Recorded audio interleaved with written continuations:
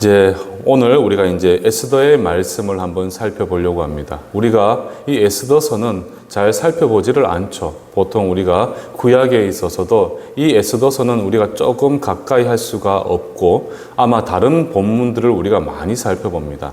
그런데 그 이유가 바로 무엇인고 하면 이 에스더는 많은 사람들이 왜 이 말씀이 성경 구약의 39권, 39권에 들어가 있을까? 많은 사람들이 의구심을 가지고 있죠.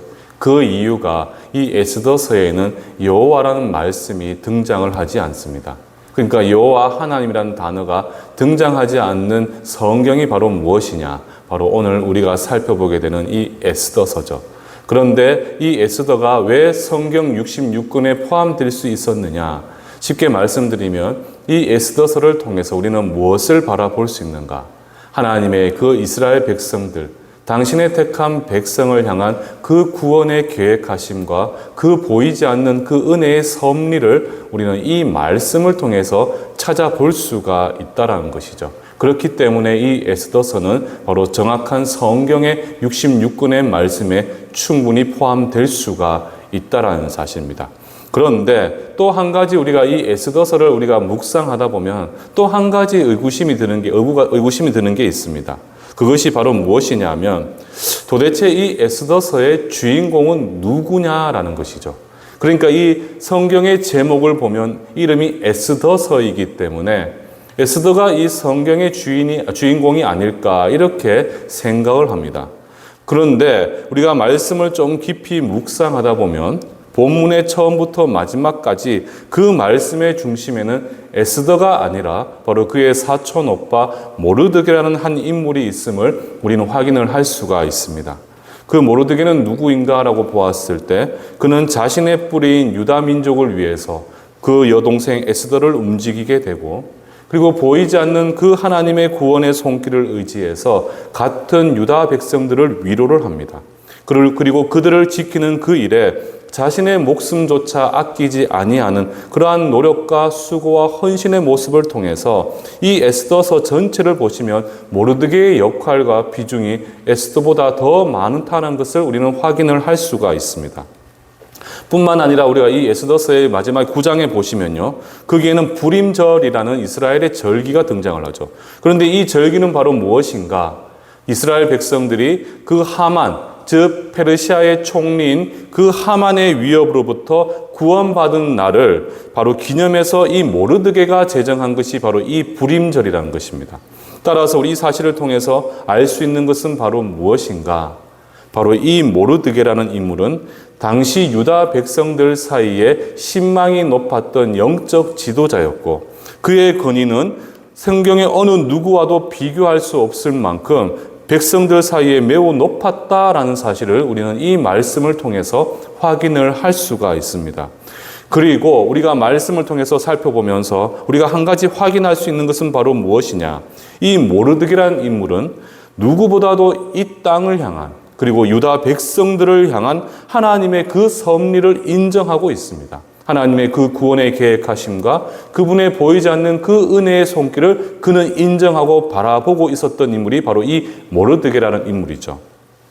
그리고 하나님의 구원에 대한 확고한 믿음과 더불어서 그는 선민으로서 즉 하나님의 택한 백성으로서 그 신앙의 절개를 굳건히 지켰던 인물이 바로 이 모르드게라는 인물이란 것이죠. 그래서 저는 개인적으로 이 모르드게라는 인물이 구약의 요셉과 견주어 보았을 때 충분히 그와 견줄 수 있을 만큼의 위대한 신앙의 인물이 아닌가 저는 그렇게 생각이 들고 있습니다. 그래서 저는 오늘 이 말씀을 묵상하면서 여러분들에게 무엇을 전하고자 하느냐? 오늘 우리는 이 에스더서에 나오는 모르드게의 삶과 신앙을 표현하는 그 구절들을 통해서 그의 삶의 모양과 그의 신앙의 모습을 통해 오늘을 살아가는 저와 여러분들은 무엇을 배워야 되고 우리 역시 어떠한 신앙의 자세를 갖추어야 되는가라는 것에 대해서 우리는 오늘 한번 살펴보고자 하죠. 그래서 오늘 말씀에 우리가 들어가서 저는 크게 한 4가지의 신앙의 모습 그 모르드게가 가지고 있는 그 신앙의 자세를 우리는 한번 살펴보고자 합니다. 그래서 첫 번째 모르드게 이 성경을 통해서 모르드게를 통해 우리가 배워야 되는 것은 바로 무엇인가라고 보았을 때 그 첫 번째는 바로 확신입니다. 확신. 제가 이제 우리 강의 안에 이제 제가 잘 기록을 해놨는데 첫 번째 모르드게의 신앙의 모습을 통해서 우리가 배워야 되는 것은 바로 무엇인가? 바로 확신이란 것이죠. 확신. 무슨 말이냐 하면 이 모르드게는요, 유다가 진멸의 위기 앞에 놓이게 되었을 때 그는 4장 8절을 보시면요, 에스더, 당시의 페르시아의 왕비였죠. 그 에스더로 하여금 왕에게 나아가 유다 백성의 그 자비를 구할 것을 부탁을 합니다. 그런데 에스더는 어떻게 합니까? 그 왕궁의 규례를 들어서 난색을 표하게 되는 것이죠. 여기서 왕궁의 규례라는 것은 바로 무엇이냐 하면 우리가 이제 4장 11절 자막을 보시면요, 왕이 부르기 전에 왕비가 먼저 왕 앞에 나아갈 수가 없습니다. 이것은 당시 큰 나라를 다스리던 수많은 나라들이 가지고 있는 공통적인 특징이었죠. 왜? 암살의 위험이 있을 수 있기 때문에. 그래서 왕은 자신이 부르기 전에 누구도 자신 앞에 나아오는 것을 허락치 않습니다. 비록 왕비라 할지라도. 그런데 그렇게 부르지 않은 상황에서 나아가게 되면 그때 그 나아간 사람들은 어떻게 목숨을 구할 수 있느냐? 왕이 자신이 가지고 있는 규, 그러니까 지팡이라는 것이 있지 않습니까? 왕을 상징하는 규를 그 사람에게 내밀면 그때서야 목숨을 보전할 수가 있다라는 사실이죠. 그렇지 않고서는 누구도 왕이 부르기 전에는 왕 앞에 나아갈 수 없는 것이 바로 당시 왕궁의 지엄한 규례였다는 사실입니다.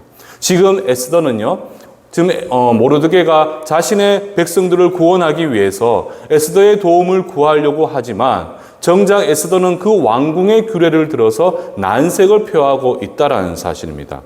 이에 모르드게는 다음과 같이 이야기를 하고 있죠. 4장 13절과 14절에 보시면 무엇을 이야기하고 있느냐? 모르드게가 그를 시켜 에스더에게 회답하되 너는 왕궁에 있으니 모든 유다인 중에 홀로 목숨을 건지리라 생각하지 말라. 자막 좀 넘겨주시겠습니까? 이때에 내가 만일 잠잠하여 말이 없으면 유다인은 다른 데로 말미암아 노임과 구원을 얻으려니와 너와 내 아버지 집은 멸망하리라. 이해되시겠습니까, 여러분들? 지금 모르드게는 그 심중에 어떠한 확신을 가지고 있느냐? 바로 에스더가 돕든 돕지 않든 자신들은 어떻게 될 것이라고 이야기를 하고 있죠. 바로 유다인은 다른 데로 말미암아 노임과 구원을 얻을 것이다. 어떠한 상황이든 하나님의 백성은 하나님의 백성은 사람의 도움이 아닌 하나님의 도움을 통해서 반드시 구원함을 얻을 것이다. 이렇게 구원에 대해서 확신을 가지고 있었다는 사실입니다. 그가 에스더에게 이렇게 당당함을 보일 수 있었던 그 이유, 다름 아닌 하나님의 그 일하심과 그분의 구원하심에 대한 확실한 확신이 있었기 때문이라는 사실이죠. 이스라엘을 창조하시고 눈앞에 홍해바다를 갈라서 그 백성들을 구원하셨습니다. 그리고 그들로 영원한 당신의 백성 삼아 주셨을 뿐만 아니라 여호와 하나님께서는 반드시 자신들을 구원해 주실 것이다 라는 그 확고한 믿음과 그 확신이 이 모르드게에게 있었다는 사실이죠. 저는 이 설교를 준비하면서요, 제가 이제 왜 오늘 이 에스더를 준비했느냐, 이제 저희가 유초등부 여름 성경 캠프 주제를 보니까 이 에스더에 대한 이야기죠. 여러분들 보셨겠지만 제가 어제 이제 개회 예배를 제가 이제 설교를 하면서 이 모르드게를 제가 설교를 했죠.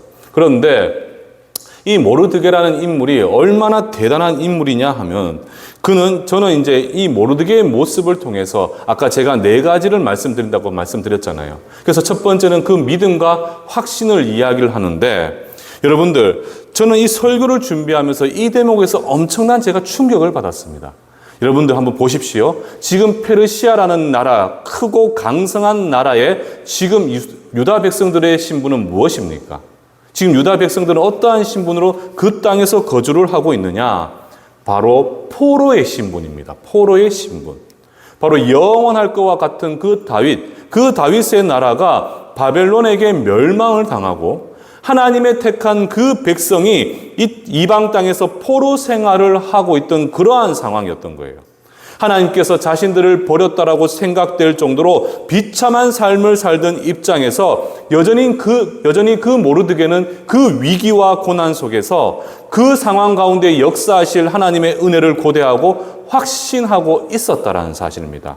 반드시 우리를 위기 속에서 구원하실 것이다. 반드시 우리를 구원하실 것이다. 여러분들, 이건 말은 쉽죠. 그런데 실제 그 상황에 우리가 맞닥뜨려 보면 결코 쉽지 않은 신앙의 자세가 되는 것이에요. 절망 가운데 새롭게 역사하실 그 하나님의 구원을 바라보는 것. 신앙이 아무리 깊어도요, 정말 가지기 힘든 신앙의 모습이 된다라는 사실이죠. 정말 포로의 신분으로 가장 낮은 비참한 신분의 상황 가운데서 그럼에도 불구하고 하나님께서 자신들이 처한 모든 삶의 문제와 그 위기 가운데 그 능력 되신 하나님께서 반드시 나를 구원해 주실 것이다라는 그 믿음과 확신, 그 확신이 바로 그들 삶의, 그들 삶의 중심에 녹아들어져 있었다라는 사실입니다. 매일의 삶에서 치열한 영적 전쟁을 치르며 살아가는 우리에게 바로 이러한 믿음의 확신이 필요하다라는 사실이에요.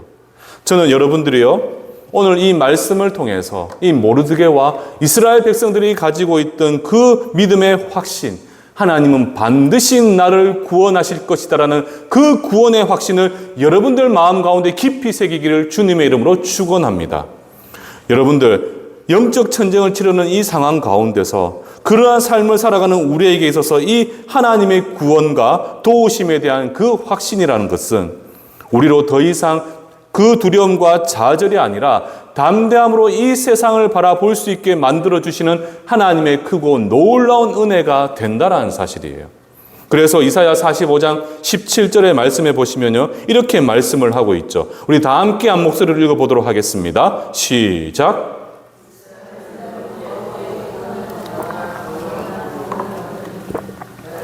영원히 부끄러움을 당하거나 욕을 받지 아니하리로다. 계속해서 우리가 예레미야가 3장 22절과 23절도 있는데 다시 함께 한번 고백해 보겠습니다. 시작.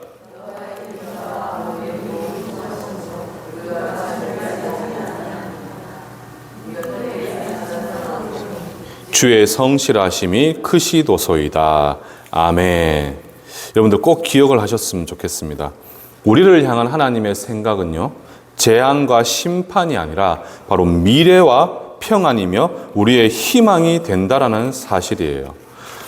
우리와 맺으신 그 언약은 어떻습니까? 영원합니다. 하나님이 당신의 백성과 맺었던 그 언약은 영원합니다.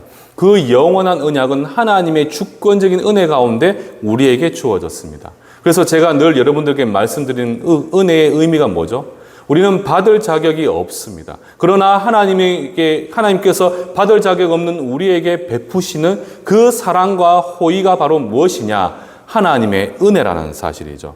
그렇기 때문에 하나님께서는 우리에게 은혜 가운데 그 언약을 주셨고 그 언약은 영원 불멸하기 때문에 신실하신 하나님께서는 그 언약으로 말미암아 우리 인생 가운데, 우리 삶 가운데 어떠한 상황 가운데 놓인다 할지라도 하나님의 구원하심은 영원히 변치 않는다라는 사실이죠.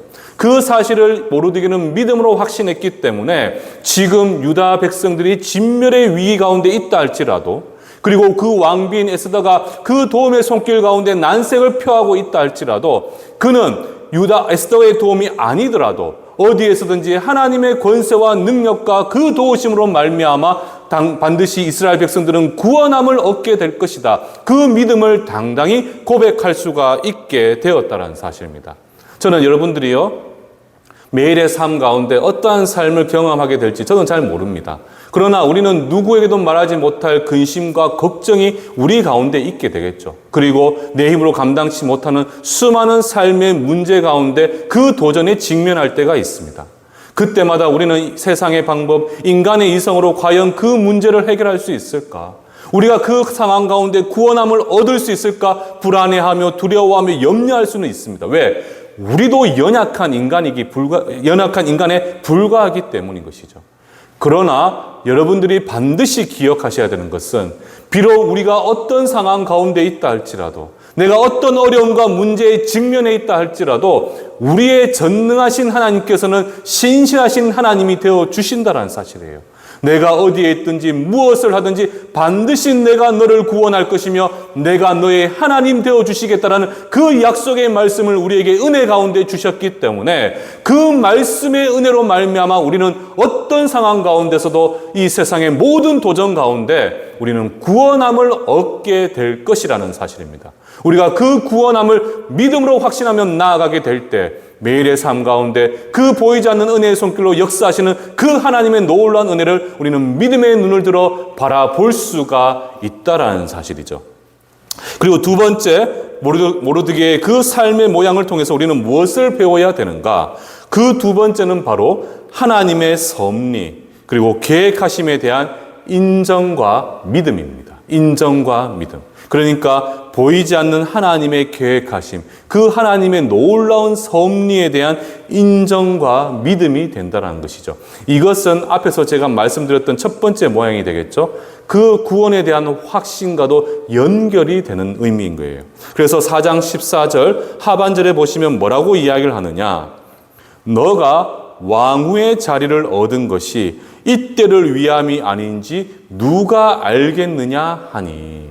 이해되시겠습니까, 여러분들? 네가 왕후의 자리를 얻은 것. 그러니까 에스더가 왕후의 자리에 설 수 있었던 것. 그러니까 여러분들, 에스더는 어떤 존재였습니까?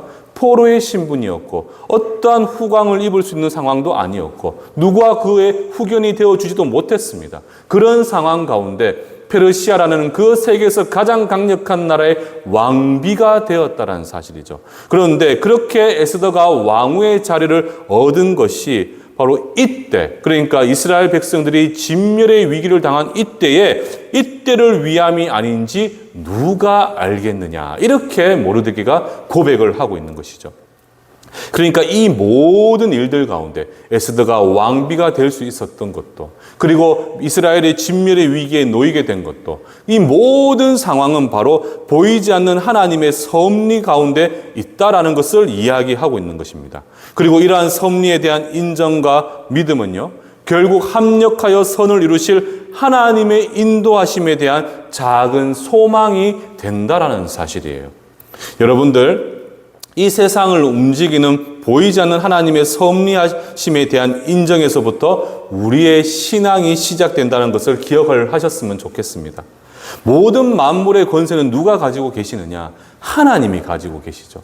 하나님의 명령 없이는 저 참새 5마리도 한 아사리온에 팔릴 수가 없는 것이 바로 이 땅의 섭리 하나님의 일하심입니다. 그러니까 모든 만물의 주관자가 바로 누가 되시느냐? 전능하신 여호와 하나님이 되신다는 사실이죠. 모든 만물의 권세를 가지시고 주장하시는 분은 바로 하나님 한 분밖에 안 계신다는 사실.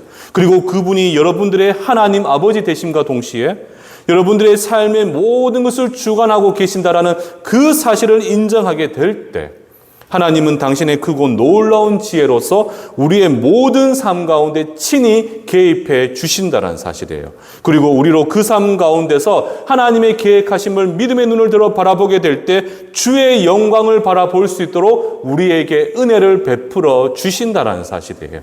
우리가 이 사실을 좀 인정을 하게 되면요, 여러분 어떤 일이 일어나게 되느냐? 우리의 삶은 큰 변화를 맞이할 수밖에 없습니다. 하나님께서 이 모든 만물의 주관자이시고 우리는 우리의 삶의 모든 것들이 하나님의 크고 놀라운 계획 가운데 있다는 것을 우리가 알게 될 때 우리는 무엇을 가질 수가 있느냐? 우리 마음 가운데, 우리의 삶 가운데 평안함을 누릴 수가 있게 된다는 사실이에요. 이스라엘 백성들이 정말 출애굽을 할 때 얼마나 크고 기뻤겠습니까, 여러분들? 이야, 400년이 넘는 시간 동안 저 애굽의 종살이를 하다가 이제 하나님께서 놀라운 10가지 재앙을 통해서 어떻게 합니까? 그 이스라엘 백성들을 그 강력한 애굽에서 구원을 해주셨어요. 그때 이스라엘 백성들의 감격은 이루 말할 수가 없겠죠. 모두가 기쁜 마음으로 그들은 저 사막을 건너서 하나님이 약속하신 젖과 꿀이 흐르는 그 땅에 갈 것이라 기대하며 나아갑니다. 그런데 어떻습니까? 그들의 발 앞에는 바로 홍해 바다, 그 큰 바다가 그들 앞을 가로막고 있었고 그들 뒤에는 누가 쫓아오고 있었죠? 애굽의 군마가 그들을 죽이려고 쫓아오고 있는 그런 상황 가운데 있었어요. 그들은 어떤 생각이 들었을까요? 두렵고 떨리겠죠. 그리고 염려되고 걱정되겠죠. 그리고 하나님께 원망과 불평이 생길 수밖에 없었을 겁니다. 그래서 많은 이스라엘 백성들은 다시 돌아가자라고 끊임없이 하나님을 원망하고 이야기도 합니다.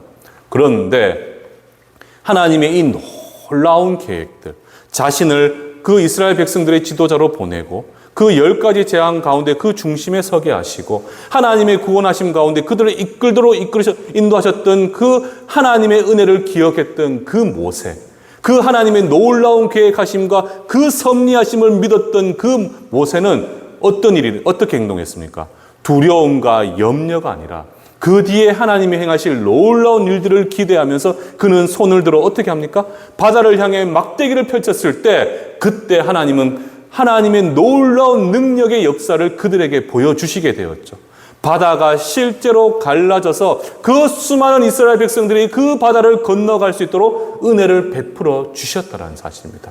우리가 그 하나님의 놀라운 계획하심, 하나님의 선한 인도하심과 그 하나님의 역사하심을, 그 하나님의 섭리를 우리가 믿음의 눈을 들어 바라보게 된다면 우리 삶 가운데는 무엇이 주어지게 되느냐? 어떤 삶의 어려움과 고난 가운데서도 우리는 참된 평안을 누릴 수가 있게 된다는 사실이죠. 지금 모르드게는 무엇을 이야기하고 있습니까?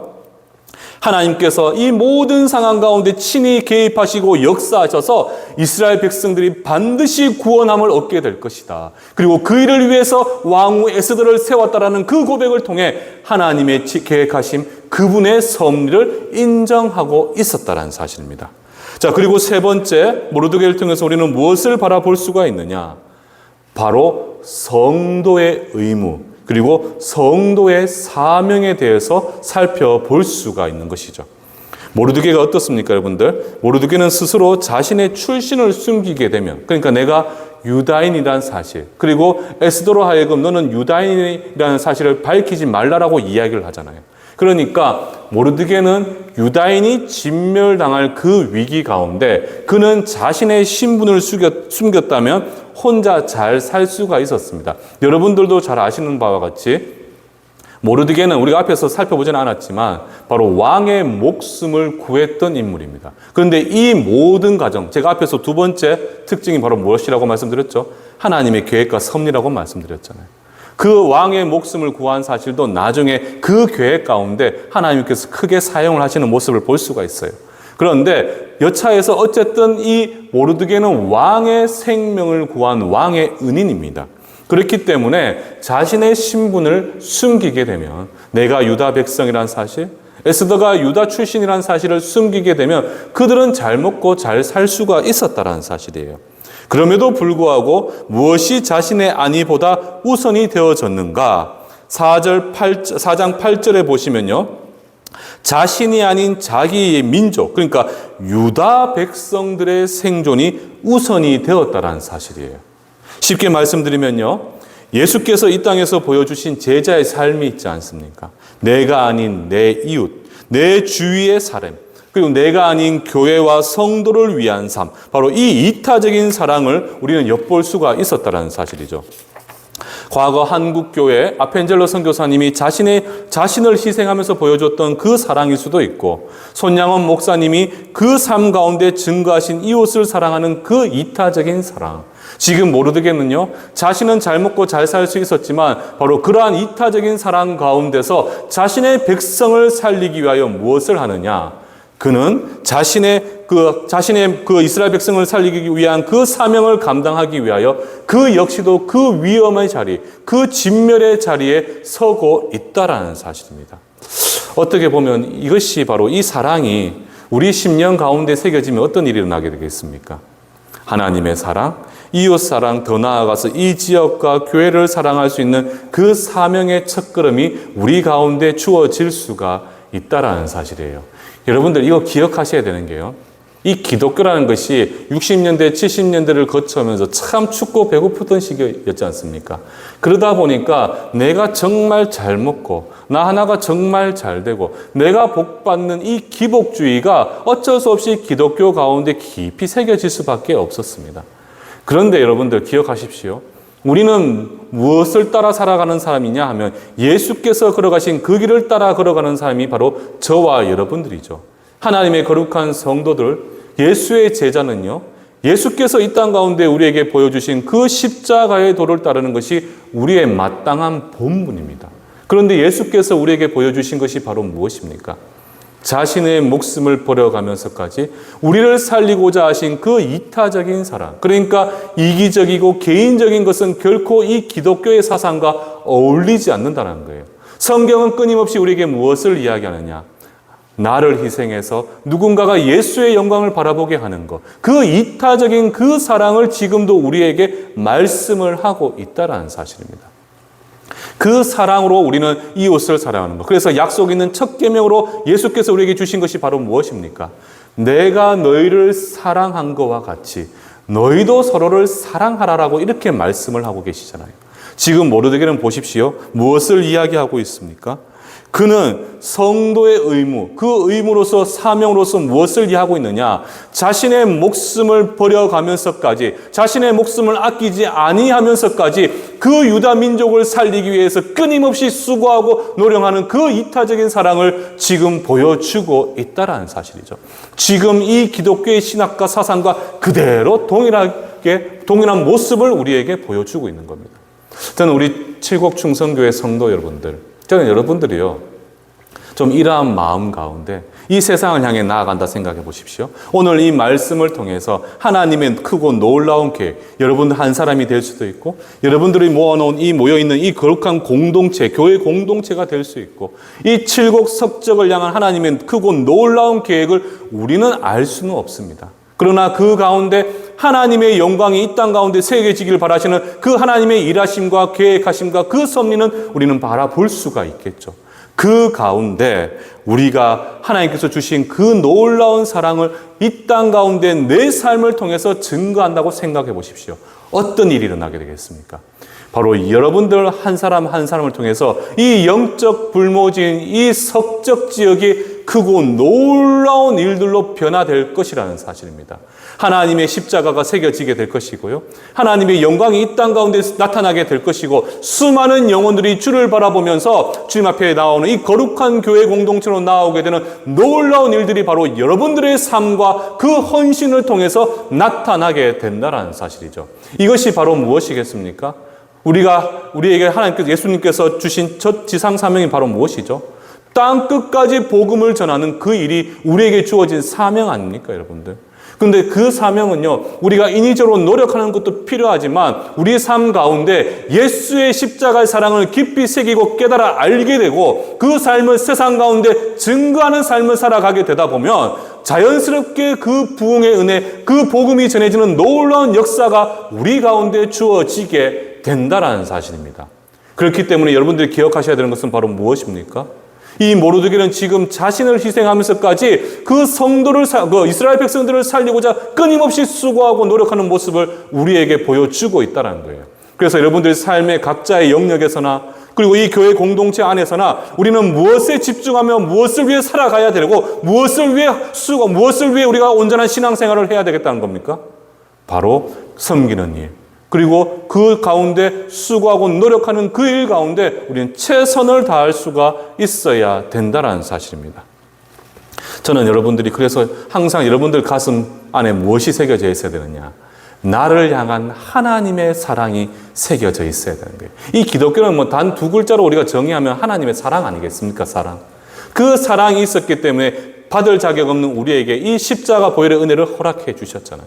그러니까 그 사랑을 가슴 깊이 새기고 살아가다 보면요, 우리 인생을 통해서, 우리의 삶의 모양을 통해서 이 세상 가운데 주의 사랑이 온전히 흘러 들어갈 수가 있게 된다라는 사실이죠. 지금 모르드게는요, 그 모습을, 자신의 모습을 통해서 지금 이 사실을 우리에게 증거해 보여주고 있는 것입니다. 그리고 이제 마지막 네 번째, 모르드게를 통해서 우리는 무엇을 배워야 되느냐? 바로 네 번째는 신앙의 절개입니다. 신앙의 절개. 그러니까 에스더 3장 2절을 보시면요, 왜 유다 민족이 미움을 사서 진멸의 위기에 놓이게 되었느냐? 무엇 때문입니까, 여러분들? 바로 저 페르시아의 두 번째 권력자인 총리 하만, 그 하만이 지나갈 때, 당시 고대에는 그랬지 않습니까? 높은 권세를 가진 자가 지나가게 되면 많은 사람들이 엎드려서 그 사람을 경배하잖아요.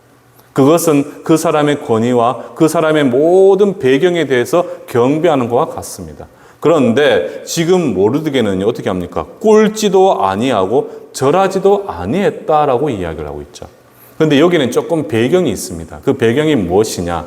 이 하만이 그 신분이 바로 무엇이었냐는 것이죠. 그는 어디 출신이냐? 그는 페르시아 사람이 아닙니다. 그는 어느 민족의 출신이냐? 그는 아각 사람 하만이라고 이야기를 하고 있죠. 그런데 이 아각은 누구냐? 우리가 사무엘상에 보면 아말렉 족속의 왕 이름이 바로 무엇입니까?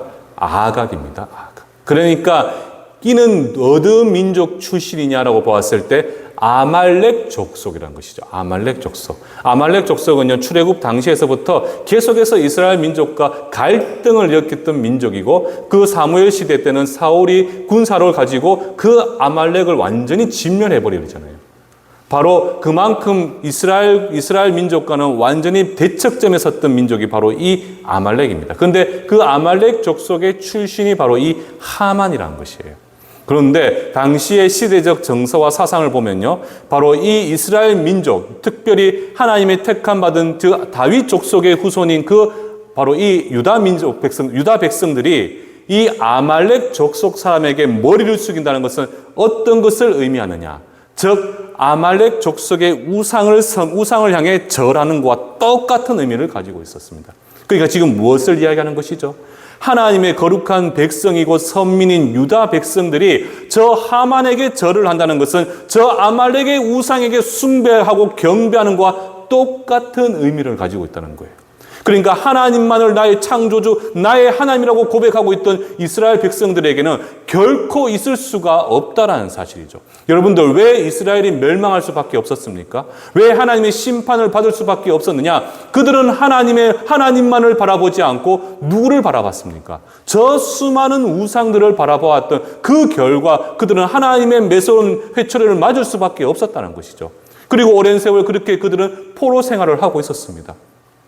그런 생활 가운데 그들은 하나님만이 자신들의 유일한 하나님 되신다는 사실을 믿고 인정하는 상황에서 저 아말렉 족속인 하만을 향해 엎드린다는 것은 바로 자신들의 믿음과 신앙을 버리는 것과 똑같은 행위가 되었다는 사실이에요. 그래서 그들은 모르드게는 자신의 신앙을 지키기 위하여, 자신의 믿음의 절개를 보여주기 위하여 어떤 행동을 하게 되었느냐? 결코 그는 하만에게 머리를 숙이지 않았다는 사실입니다. 그리고 이 절개에 있는 모습은요, 이후 여러 압력을 통해서도 전혀 흔들림 없는 모습임을 우리에게 보여주고 있는 것이죠. 적어도 하나님의 백성은 어떠한 상황에서도 결코 세상과 타협할 수 없다라는 사실을, 오직 진리이신 하나님의 말씀 앞에서 세상의 어떠한 압력에도 굴해서는 안 되고 그 절개를 지켜야 되는 그 절개를 지금 우리는 모르드게를 통해서 살펴볼 수가 있다라는 사실이에요. 오늘날의 시대에 가장 필요한 것이 바로 무엇이겠습니까? 저는 바로 이 네 번째, 바로 이 세상 그 어떠한 것들과도 타협하지 않는 믿음의 절개를 지키는 것, 신앙의 절개를 지키는 것이 지금 오늘을 살아가는 저와 여러분들에게 필요한 것이 아닌가, 저는 그렇게 생각이 들어요. 여러분들, 오늘날 시대는 다원주의 시대, 포스트 모더니즘을 대표하는 그 상징적인 신념이 바로 다원주의잖아요. 하나님의 절대적인 가치를 그들은 인정하지 않습니다. 그런 시대적 사조 가운데 여러분들, 세상은 끊임없이 우리로 하여금 그 절대적인 가치이신 하나님을 버릴 것을 끊임없이 종용하고, 우리가 그 사실을 따르지 않으면요, 수많은 법과 수많은 규례를 통해서 우리를 압박하고 있는 것이 바로 오늘날의 시대의 모습입니다. 그런 시대 가운데 우리는 하나님만이 유일한 창조주가 되시고 오직 예수 그리스도만이 우리의 유일한 구원의 길이 된다는 사실을 우리는 믿음 가운데 가지고 나아가고 있잖아요. 그런 우리는 지금 필요한 것은 바로 무엇이냐? 세상의 끊임없는 도전과 핍박과 그런 위기 가운데서도, 시련과 도전 가운데서도 우리는 끝까지 예수님 한 분만을 붙들 수 있는 그 믿음의 절개를 가지고 있어야 된다는 사실이에요. 제가 옛날에 한번 제가 설교 때 영화를 하나 소개시켜 드린 게 있는데, 제가 다시 한번 그 영화를 좀 소개시켜 드리려고 해요. 그 영화 제목이 뭐냐 하면 God is not dead라는 영화입니다. 제가 한번 소개했었죠. 바로 신은 죽지 않았다라는 영화가 있어요. 이게 뭐 여러 가지 여러 편이 나왔던데 저는 안 보셨으면 1편만은 꼭 보셨으면 좋겠어요. 1편. 이게 정말 중요합니다. 내용을 제가 간단히 말씀을 드리면요. 독실한 기독교 청년인 휘튼이라는 청년이 있어요. 그런데 그는 철학 수업을 듣게 되었는데 그 철학 수업의 교수가 레디슨이라는 교수인데 그가 학생들에게 한 가지 일을 강요를 합니다. 강요. 그런데 그게 뭐냐 하면 종이를 꺼내서 펜을 들고 신은 죽었다라고 적으라고 이렇게 수업 시간에 이야기를 해요. 신은 죽었다라고 적으라고. 근데 여기서 신은 바로 누구를 이야기합니까? 서구권에서 신은 단 한 분밖에 안 계시잖아요. 바로 하나님을 이야기하는 거예요. 그런데 이 휘튼이라는 독신한 기독교 청년은요, 자신의 신앙과 믿음에 보았을 때 결코 그럴 수 없다라고 그는 교수에게 대립각을 세우게 돼요. 여러분 한번 생각해 보십시오.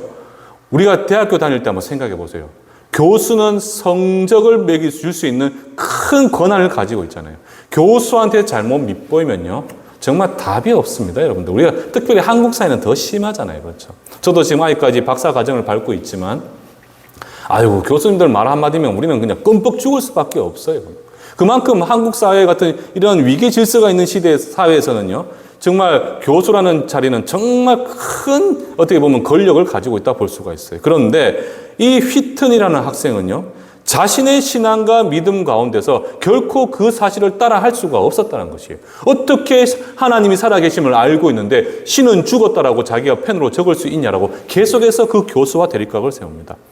여기서 자존심의 상처를 입게 된 그 레디슨 교수는 뭐라고 이야기하느냐? 정말 학생으로 하여금 하나님의 존재에 대해서 다음 수업에서 증명하지 못하면 나는 너를 낙제시켜 버릴 거야 라고 이야기를 해버려요. 물론 제가 내용을 다 말씀드릴 수는 없고 결론은 좋게 마무리가 잘 됩니다.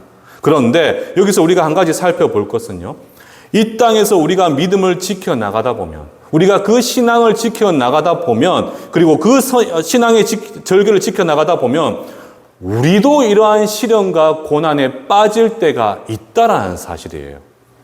그러나 분명한 사실은요, 그런 고난과 시련이 닥쳐와도 하나님을 향한 온전한 믿음 안에서 우리는 결코 좌절하거나 굴복해서는 안 된다라는 사실입니다. 믿으십니까, 여러분들? 여러분들 기억하십시오. 어떤 세상의 도전과 핍박이 나에게 주어진다 할지라도 우리 초대교회 수많은 우리 선교사님들과 믿음의 선진들이 자신의 목숨을 버려가면서까지 끝까지 그 믿음을 지킬 수 있었던 것은 바로 무엇이냐? 그들 가운데 그 믿음과 신앙의 절개가 있었기 때문이라는 사실이에요. 하나님 한 분만이 이 세상 유일한 창조주라는 사실, 우리는 그것을 성령이 주시는 그 믿음 가운데 우리는 온전히 고백할 수가 있지 않습니까? 그리고 지금 여러분들을 하나님의 거룩한 자녀로 삼게 된 그 이유가 바로 무엇입니까? 예수 그리스도의 십자가 보혈의 은혜라는 사실이에요. 오직 예수만이 우리로 하여금 영원한 생명과 구원의 은혜를 베풀어 주신다는 그 사실을 믿음 가운데 고백하는 것, 세상의 끊임없는 핍박과 시련과 도전 가운데 그 진리 앞에서는 우리는 결코 타협해서는 안 된다는 사실입니다. 그 믿음의 신앙과 절개를 우리가 지켜나가게 될 때 이 땅 가운데는 그리스도의 영광이 다시 한번 온전히 빛을 발할 수가 있다라는 사실이죠. 세상에 아무리 하나님이 없다라고 이야기한다 할지라도 우리는 당당히 우리뿐만 아니라 우리 다음 세대 아이들도 하나님은 분명히 살아계신다는 사실을 그 아이들 입술로 고백되어질 수 있도록 우리는 그들에게 끊임없이 가르치고 그들을 믿음으로 양육하셔야 된다는 사실이에요. 우리에게는요, 거룩한 하나님의 은혜가 주어져 있기 때문에 하나님과 세상을 우리는 절대 겸하여 섬길 수 없다는 사실을 여러분들이 반드시 기억하셔야 된다는 사실입니다. 말씀을 마무리하도록 하겠습니다. 시편 34편 19절에 보시면요, 이렇게 고백을 합니다. 의인은 고난이 많으나 여호와께서 그의 모든 고난에서 구원하실 것이다. 제가 첫 번째 모르드게의 모습이었잖아요. 확신입니다. 확신. 무엇에 대한 확신? 하나님이 나를 구원하실 것에 대한 그 확신을 이야기하는 것이죠. 그리고 예레미야 30장 22절에 보면 뭐라고 이야기를 하고 있죠? 너희는 내 백성이 되겠고 나는 너희들의 하나님이 되리라.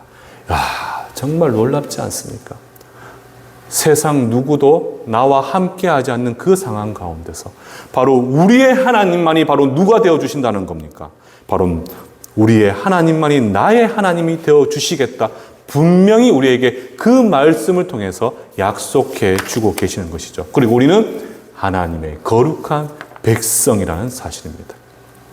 이러한 절체절명의 상황이 유다 백성 앞에 가로막고 있다 할지라도 그럼에도 불구하고 하나님께서는 분명히 당신의 백성을 구원해 주실 것이다. 어떤 상황에서도 여호와 하나님께서는 당신의 백성을 그냥 홀로 두시지 않고 더 나아가 우리의 온 사방팔방이 막혀 있다 할지라도 하나님께서는 끝까지 그 의로운 오른손으로 우리를 안위해 주실 것이다. 하나님께서 말씀으로 약속하신 이 놀라운 축복, 당신의 백성을 끝까지 책임져 주시고 그 일을 위해 미리 상황마다 피할 길을 예비해 놓으신 것, 그것이 세상을 창조하시고 지혜와 사랑으로 당신의 백성을 돌보시고 이끄시는 하나님의 통치, 그분의 섭리라는 것을 바로 이 모르드게는 이미 알고 있었다는 사실이에요. 그렇기 때문에 그는 담대히 그 죽음의 위기 앞에서도 담대히 그는 하나님의 그 영광을 높이 찬양하고 세상을 향해 고백할 수가 있게 되었다는 사실입니다. 저는 이러한 모르드게의 깨달음이 바로 이러한 그분의 언약에 대한 확신이 여러분들에게 주어지기를 주님의 이름으로 축복합니다. 분명한 것은요, 어떠한 상황에서도 그분을 향한 신앙의 절개를 지켜나가고 시련 속에서 그분의 구원하심을 기대하고 소망하게 될 때 하나님께서는 그 믿음 안에서 우리의 이성을 넘어서는 크고 놀라운 은혜로 우리의 삶에 역사하시고 친히 주장해 주신다는 사실이죠. 그 하나님의 은혜가 있기 때문에 지금 여러분들의 삶이 은혜 가운데 이 땅을 온전히 살아낼 수가 있게 되는 것입니다. 그런 하나님의 일하심, 그 하나님의 능력에 대한 구원에 대한 확신과 결코 세상과 타협하지 않는 그 신앙의 절개를 가지고 이 땅을 살아가게 될 때, 마지막 때 주님 앞에 나아가게 되었을 때 참 수고했다, 참 잘했다, 너는 역시 사랑하는 내 종이요 사랑하는 내 아들이야, 이렇게 하나님의 참된 기쁨의 고백을 온전히 들으실 수 있는 겨우 복된 삶을 살아내는 겨우 복된 우리 충성교회 성도님들 되시기를 주님의 이름으로 축원합니다.